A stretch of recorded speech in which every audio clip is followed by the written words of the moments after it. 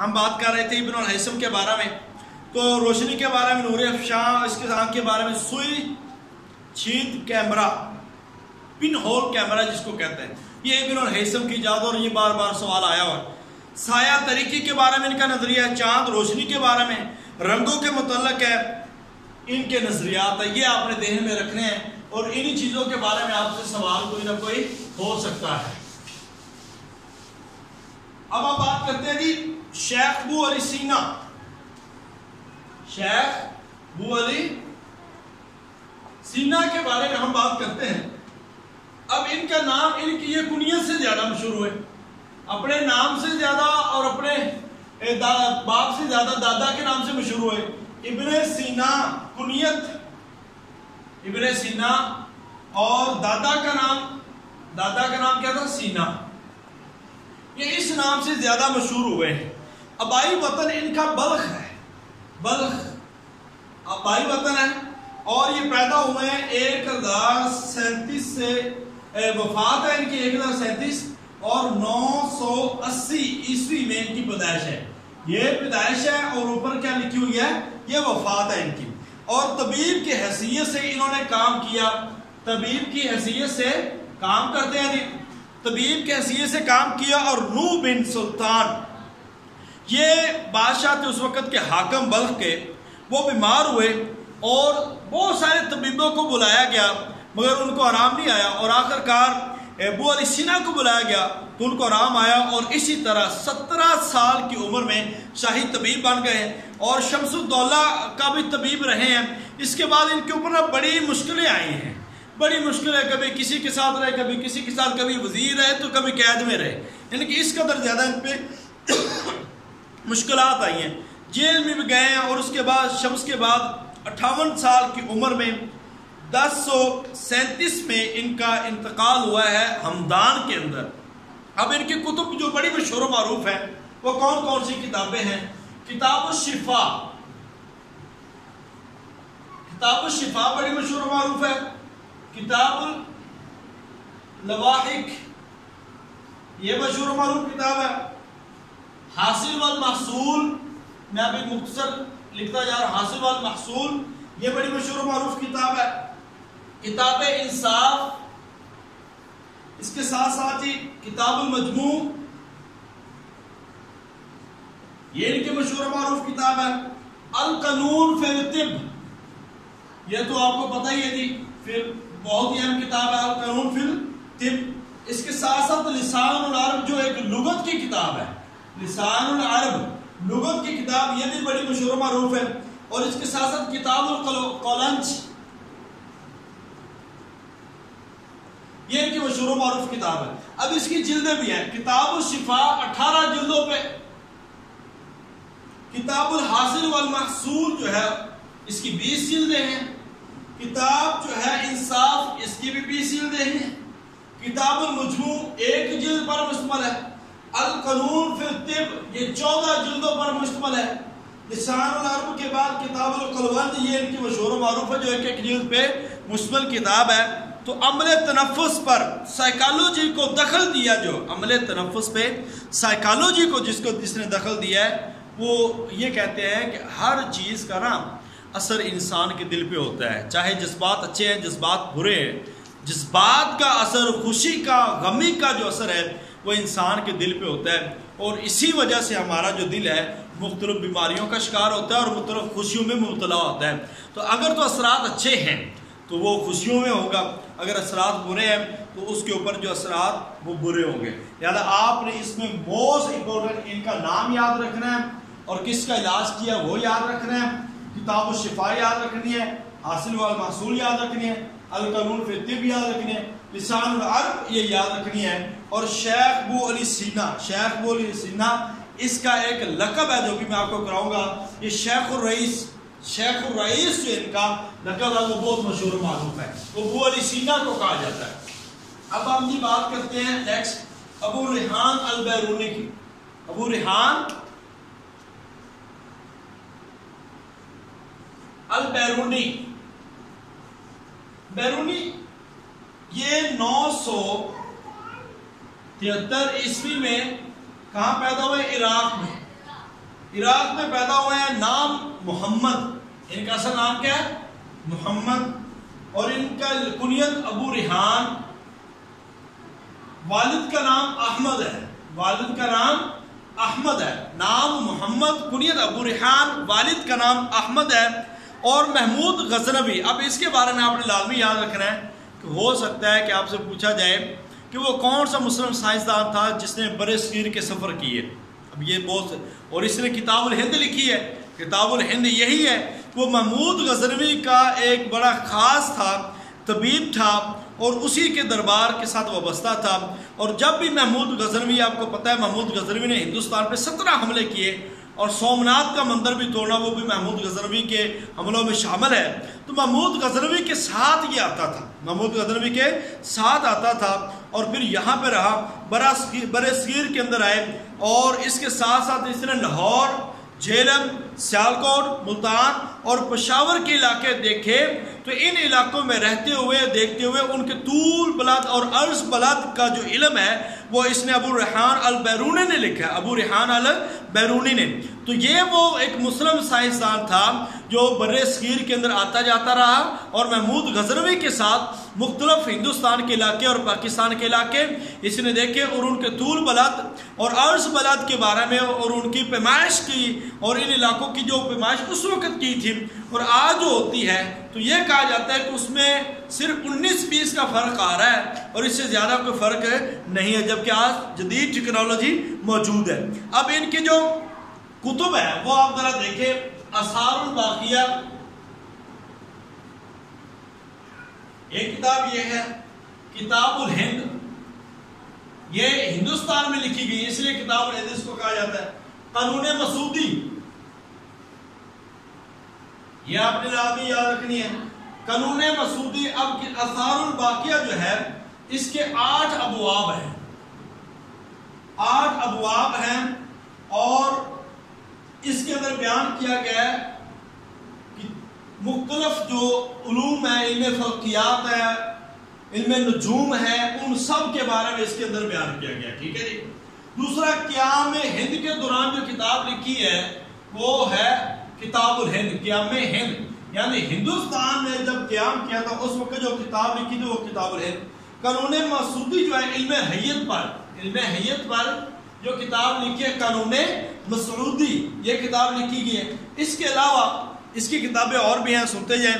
کتاب العمل بالاستدراب، کتاب الجواہر فی الجواہر، کتاب الجواہر فی الجواہر، یہ کتاب ان کی مشہور و معروف ہے۔ اب ان کی خدمات کیا ہے یہ آپ کو پیپر میں آ سکتی ہے۔ چاند گرہن کا مشاہدہ،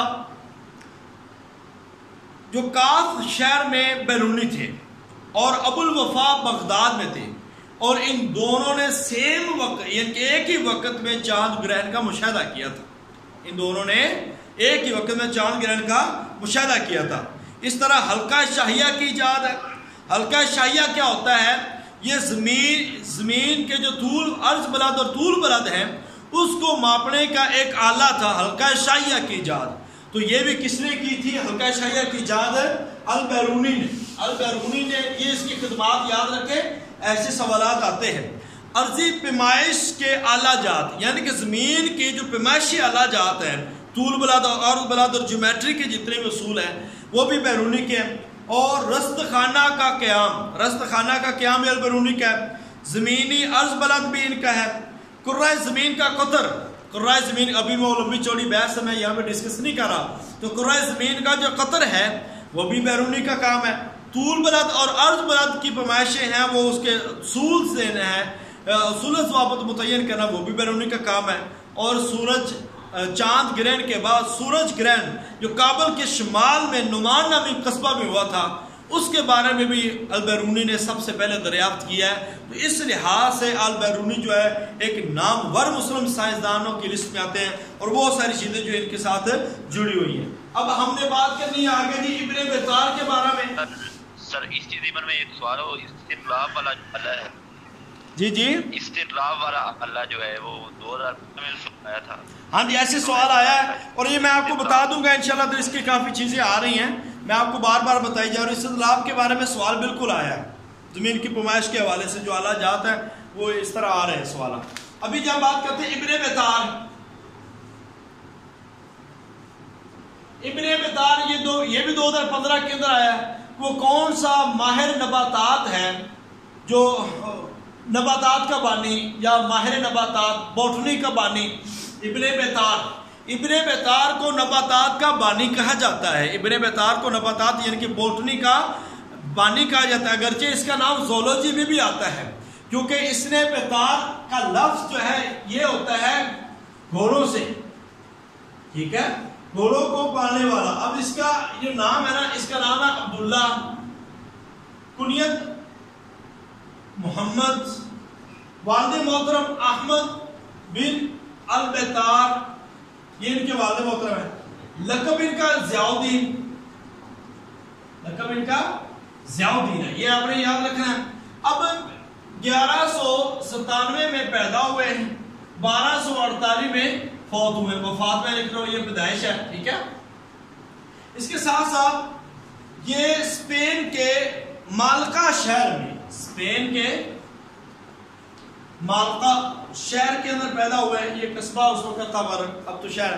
بطار گھوڑوں کے ڈاکٹر کو کہتے ہیں، بطار گھوڑوں کے ڈاکٹر، کیونکہ ابن بطار نے گھوڑوں کی کئی امراض جانی اور ان کا علاج کیا، اس وجہ سے ان کو ابن بطار کہا جاتا ہے۔ اب یہ سوال آپ کو انٹرویو میں پوچھا جا سکتا ہے، جیسا کہ مجھ سے نا ایک سوال پوچھا گیا تھا، جو ابن ماجہ ہے، ابن ماجہ کو ابن ماجہ کیوں کہتے ہیں؟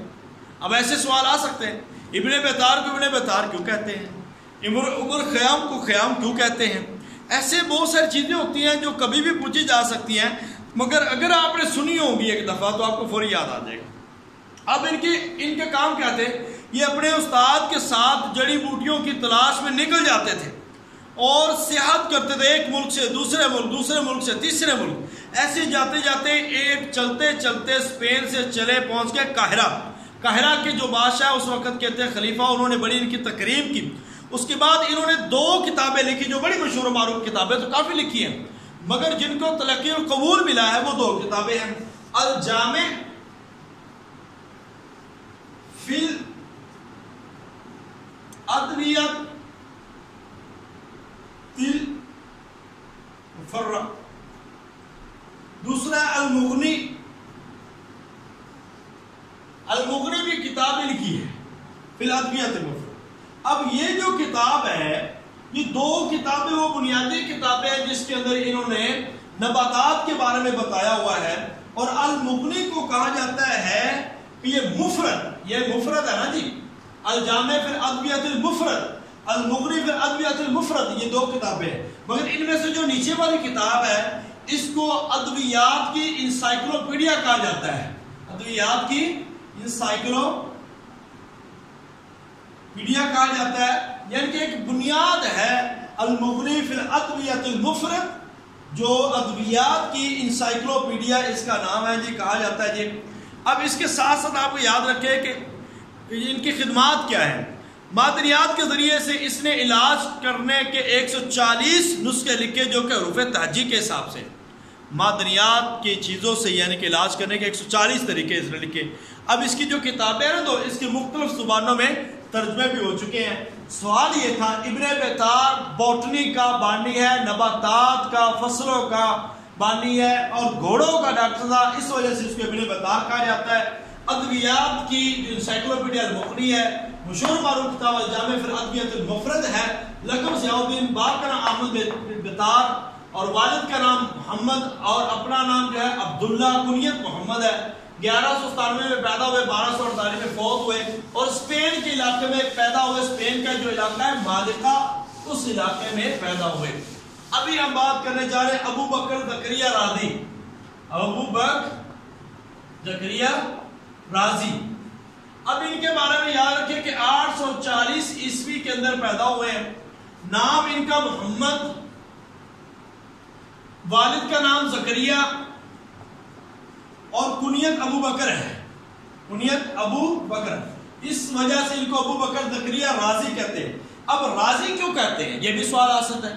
رازی ان کو اس لیے کہتے ہیں، رازی ان کو اس لیے کہتے ہیں کہ یہ ایران کا ایک بڑا شہر ہے، ایران کا جو صوبہ ہے، کیپٹل ہے وہ تہران، اور تہران کا ایک شہر ہے رے۔ یہ رے کے رہنے والے تھے، یہ رے کے رہنے والے تھے، اس وجہ سے ان کو رازی کہا جاتا تھا، اسی وجہ سے کیا کہلائے؟ رازی۔ اب ان کو شروع میں ان کے نا عظیم طبیب بنے اور اس کے ساتھ مایہ سائنسدان بنے، گانا بجانا ان کو پہلے پسند تھا، اس کے بعد دولت کمانے کے لیے یہ کیمیا گری کے اندر آئے۔ کیمیا گری میں آئے تو وہی جو جابر بن حیان کو تھا کہ دھاتوں کو سونے میں بدلنے کا خواب، وہ اس نے پورا کرنے کی کوشش کی، اور اس کوشش میں ان کی ایک آنکھ ضائع ہو گئی۔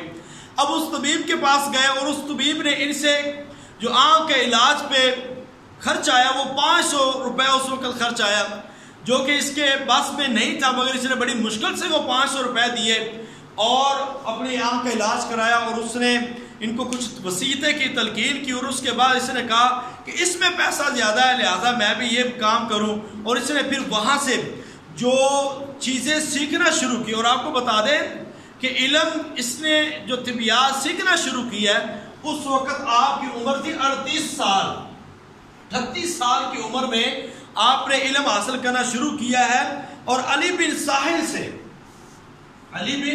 ساحل سے ان کی ملاقات ہوئی، اور ان کے حلقہ تلمس میں رہے ہیں، اور وہاں سے پھر بطور سرکاری طبیب بھی ان کے ساتھ سرکاری اسپتال میں بھی جاتے رہے تھے۔ 14 سال تک انہوں نے علم حاصل کیا، اور اس کے بعد یہ واپس آئے ہیں، انتہائی سخی تھے، اور پھر آ کر انہوں نے اپنی کتابیں لکھی اور اپنی جو نظریات ہے سائنس کے بارے میں وہ پیش کیے۔ اب ان کی کون کون سی ایجادیں ہیں وہ ذرا سن لیں، یہ سننے والی چیز ہے، کیونکہ رے کے رہنے والے تھے تہران، اس وجہ سے ان کو رازی کہا جاتا ہے۔ الکوہل کی ایجاد ہے جی، الکوہل کی ایجاد جو ہے یہ ابو بکر زکریا رازی کی ہے۔ الجدری والحسبہ، یہ چیچک پر ایک کتاب ہے، چیچک کا جو علاج ہے یہ ابو بکر زکریا رازی کا خاصہ ہے۔ الجدری والحسبہ جو ہے یہ کتاب ہے، یہ چیچک پہ ہے، یہ ان کا خاصہ ہے۔ کتاب الحیوان ہے، ان کی کتابوں کا نام لکھ رہا ہوں، کتاب الحیوان ہے، فالج ہے، کتاب الفالج، کتاب القلنج، طب الملوکی، یہ بڑی مشہور و معروف کتاب ہے، طب الملوکی، یہ آپ نے یاد رکھنا ہے، غلط لکھ دیا میں نے، طب الملوکی، سمجھ نہیں آ رہی بار بار، یہ والا طب الملوکی، اور اس کے ساتھ ساتھ کتاب القوہ، کتاب القوہ، یہ بھی ان کی کتاب ہے۔ اب ان کی نا طب کے اندر ایک جو اس کو کہتے ہیں انسائکلوپیڈیا، جیسے تصریف فن سرجری کے اندر انسائکلوپیڈیا تھی، طب کے اندر ان کی انسائکلوپیڈیا کتاب ہے، اس کا نام ہے حاوی، یہ یاد رکھنا آپ نے، یہ پیپر میں پوچھا جاتا ہے، حاوی طب کی انسائکلوپیڈیا ایک کتاب ہے۔ اس کے بعد اس کے کارنامے ذرا سن لیں۔ طب کو اس نے نا جو دھاتوں میں بدلنے کا جو نظریہ تھا اسی پہ عمل کیا۔ اب اس کو بنا تو نہ سکا، سونا نہ بنا سکا، سونے کو یعنی کہ دھاتوں کو سونے میں بدلنے کا کام یہ کرتا رہا مگر بدل نہ سکا، اور کیمیا کا فن اس نے ایک بڑا ایجاد کر دیا، اور اس کے ساتھ ساتھ ایٹم کا قائل تھا، تصور کائنات کا انکاری تھا، طبیعیات کا ماہر تھا، چیچک پر اس کی تحقیق تھی، اور نشتر، یہ نشتر جو ہیں یہ علاج میں کچھ آلہ استعمال ہوتا تھا، یہ وہ ہے، تو نشتر، یہ پیپر میں سوال آیا ہے، تو نشتر بنانے کا جو کام ہے وہ بھی ابو بکر زکریا رازی نے کیا ہے، اور رازی فلسفی سے زیادہ طبیب تھا، فلسفی سے زیادہ کیا تھا؟ طبیب۔ تو یہ آپ نے ان کے بارے میں، ابو بکر زکریا رازی کے بارے میں یہ چیزیں یاد رکھنی ہیں، میں نے کافی حد تک آپ کو بتا دیا ہے۔ اب آخری جو ہے وہ ہمارے رہ گئے محمد بن موسیٰ الخوارزمی۔ اچھا، ان کا نام ہے جی ابو جعفر، باقی وہی نام ہے، محمد بن موسیٰ الخوارزمی۔ یہ 8ویں صدی کے آخر میں، 8ویں صدی کے آخر میں آئے، اور مامون الرشید کا عہد ہے، مامون الرشید کے عہد میں یہ معروف جغرافیہ دان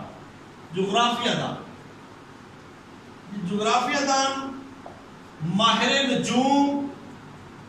نجوم تھے اور ریاضی میں کمال مہارت تھی اور اس کے ساتھ ساتھ الجبرا جو ہے یہ موسیٰ خوارزمی کے نام سے مشہور و معروف ہے. کہا یہ جاتا ہے کہ ان کے آباء و اجداد تھے وہ زرتشت تھے اور جبرے کا موجد صفر کا موجد ہندسوں کا موجد یہ ان کو کہا جاتا ہے موسیٰ خوارزمی کو. یہ یاد رکھنا آپ نے, یہ سوال بار بار آیا ہوا ہے کہ صفر کا موجد ہندسوں میں صفر کا جو اضافہ ہے وہ کس نے کیا ہے؟ تو اب صفر کا جو ہندسے کا موجد ہے وہ کون ہے؟ موسیٰ خوارزمی ہے. اور ان کے اصول جو اور ان کی کتب جو ہیں آج بھی مختلف ملکوں میں یہ درس تدریس میں شامل رہی ہیں. اور اس کے ساتھ ساتھ امام کرخی اور عمر خیام بھی ان کے جتنے بھی علامات ہیں جبرے کے اندر, جیومیٹری کے اندر, وہ انہوں نے بھی استعمال کی ہے.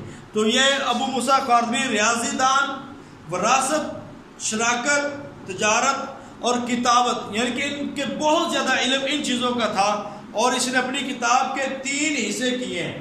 اب کتاب الجبر والمقابلہ ریاضی پر, کتاب الجبر والمقابلہ ان کی ریاضی پر ایک بہترین کتاب ہے اور صفر کے حصے کے حوالے سے اور جبرہ کے حوالے سے, جیومیٹری کے حوالے سے ان کا نام بڑا مشہور و معروف ہے. تو آپ نے موسیٰ خوارزمی کو اچھی طرح دیکھنا ہے. یہ جغرافیہ دان تھا اور اس نے جغرافی پہ کتاب لکھی جس کا نام ہے سورۃ الارض. یہ سورۃ الارض کتاب بار بار آئی ہوئی ہے. سورۃ الارض کا موضوع کیا, کبھی یہ آ جاتا ہے اور کبھی یہ آ جاتا ہے کہ سورۃ الارض کس کی کتاب ہے. تو سورۃ الارض جو ہے وہ جغرافیہ پر ہے اور موسیٰ خوارزمی کی کتاب ہے. اور کشف الظنون حاجی خلیفۃ اللہ یہ اس کی کتاب ہے. اب آخری بات جو ہے ان کے بارے میں ہم بات کو مکمل کر لیا ہم نے. یہ تھے ہمارے مسلم سائنسدان جن کے بارے میں سوالات آپ کو آنے ہیں اور ہر ضرورت آنے. اب میں کچھ چیزیں آپ کو تھوڑے سے چیزیں وہ لکھ کے دیتا ہوں. شیخ الرئیس ایک, بابائے کیمیا 2, معلم اول 3, معلم ثانی 4, اس کے ساتھ امام طبیعت 5. ٹھیک ہے. اب تجرباتی اسلوب کا بانی, عمل تنفس یا کہہ لیں گردش خون کا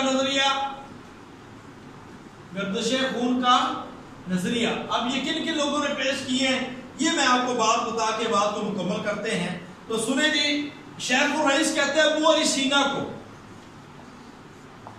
سینا, شیخ الرئیس, بابائے کیمیا جابر بن حیان, معلم اول ارسطو, معلم ثانی الفارابی. ہم ابھی ان کے بارے میں اسلام اور فلسفے میں بھی پڑھیں گے. امام طبیعت ابن الہیثم انگلش میں پڑھتے ہیں. تجرباتی اسلوب کا بانی راجر بیکن. عمل تنفس جو ہے اور گردش خون کا نظریہ ابن النفیس, یہ تھا کام. اور افلاطون ایک بہت بڑا ریاضی دان تھا. یہ آج کا آپ کا کام تھا. ہم نے اسلام کے مسلم سائنسدان جو حمید عسکری کی کتاب ہے اس سے ہم نے یہ چیزیں ماخوذ کی ہیں. اسلام کے مسلم سائنسدان اور ان کی خدمات اور ان کی کتابیں اور ان کی تھاٹس وہ ہم نے یہاں پہ ڈسکس کر لی ہیں. تو اب آپ نے یہاں پہ میں ابھی لیکچر کے بعد یہ والی کچھ کتابیں آپ کو سینڈ کروں گا. تو ان کتابوں کے آپ نے نام ضرور یاد رکھنے ہیں. ان کتابوں میں یا اپنی پراسپیکٹس کو لازمی ضرور رکھیے گا. پراسپیکٹس کا ایک ذہن میں رکھ لیں جو ٹیسٹ سیشن ہونا ہمارا ہر ٹیسٹ میں 10 نمبر اس کی کتابیات شامل ہوں گی. 10 نمبر کی آپ کی پراسپیکٹس میں سے جو اس کی کتابیات ہیں یا دیگر سے وہ آپ کی شامل ہوں گی. اس لحاظ سے آپ نے اچھا کرنا ہے. تو اچھا ایک اور بات ہے کہ آپ اپنے ہمارا جو ٹیسٹ سیشن ہے اس کو ہم انشاءاللہ کنڈکٹ کروانے جا رہے ہیں اور کوشش ہے کہ کچھ لوگ ہم سے ریکویسٹ کر رہے ہیں کہ انہوں نے ٹیسٹ سیشن کے اندر حصہ لینا ہے. تو اگر آپ اجازت دیں آپ الاؤ کریں یا کنسلٹ کر لیتے ہیں مشاورت کر لیتے ہیں تو تب ہم ان کو اس گروپ میں ہم شامل کر سکتے ہیں. اس گروپ میں ٹیسٹ گروپ میں وہ بھی ہے کہ پروپر رجسٹریشن کے ساتھ ہم ان کو ایڈ کر سکتے ہیں. تو اگر آپ کے کوئی دوست یا احباب آپ ان سے رابطہ کریں, کوئی وہ بات کرنا چاہتے ہیں, کوئی ٹیسٹ سیشن لینا چاہتے ہیں تو آپ ان سے بھی مل لیں, ان سے بات کر لیں. آپ کو کوئی فرینڈ لاسٹ پہ کوئی تھوڑی بہت تیاری کرنا چاہتے ہیں ان سے بات کر لیں. ہر کسی کی رہنمائی کریں, یہ ایک بہت ضروری ہے. تو کچھ چیزیں جو ہوتی ہیں وہ امانت ہوتی ہے, وہ امانت ہے, مگر جو چیزیں آپ کو بتا رہے ہیں کہ رہنمائی ضرور کریں, کیونکہ آج کسی کا بھلا کریں گے تو انشاءاللہ تعالی اللہ تعالی ہمارا بھلا کر دے گا. بہت ساری چیزیں ہم نے کور کی, بہت ساری چیزیں اس میں رہ بھی جاتی ہیں اور ہم خطا کار اور ہم کمزور ہیں اور بہت ساری چیزوں کا ہم کلیئر نہیں کر پاتے. اس کی جو ہے کمیاں کوتاہیاں وہ ہمارے اندر موجود ہیں. بہرحال ہم پوری کوشش کرتے ہیں آپ کے سامنے ایک بھرپور طریقے سے تیاری کر کے آپ کے سامنے جو لیکچر ڈلیور کیا جائے. تو آج بھی ہمارا ایسے ہی تھا. تو اللہ تعالیٰ سے دعا ہے کہ جو بڑا ہے اس میں برکت ڈال دے اور جو سن لیا جو ہمارے ذہن میں بیٹھ گیا اللہ یہی پیپر میں آ جائے اور ہمارے لیے آسانیاں ہوں اور اللہ تعالیٰ ہمیں کامیاب فرمائے. آپ لوگوں سے بڑی امیدیں وابستہ ہیں اور آپ لوگ ہمارے لیے ہماری جو امیدوں کے جو محور اور مرکز ہیں وہ آپ لوگ ہیں. تو انشاءاللہ تعالیٰ آپ لوگوں نے ہمارے ساتھ ہر لحاظ سے کوآپریٹ کرنا ہے, تعاون کرنا ہے اور تعاون یہی ہے آپ ہماری بہتری کے لیے کچھ کریں, اپنی بہتری کے لیے کچھ کریں, سخت محنت کریں, زیادہ سے زیادہ پڑھیں. اللہ تعالیٰ آپ کا اور میرا حامی و ناصر ہو. یہ چینل ہم نے بنایا اس کو بھی پروموٹ کریں, اپنے دوستوں کے ساتھ شیئر کریں کچھ باتیں تاکہ ہمیں سبسکرائب کر کے اس کو آگے بڑھائیں. اگر کرنا ہے تو کہتے مجھے تو اتنے زیادہ پرابلم نہیں, نہ میں نے کبھی کیا, مگر اب بنا لیا ہے تو اس کو آگے کنوے کرنا چاہیے. اللہ تعالیٰ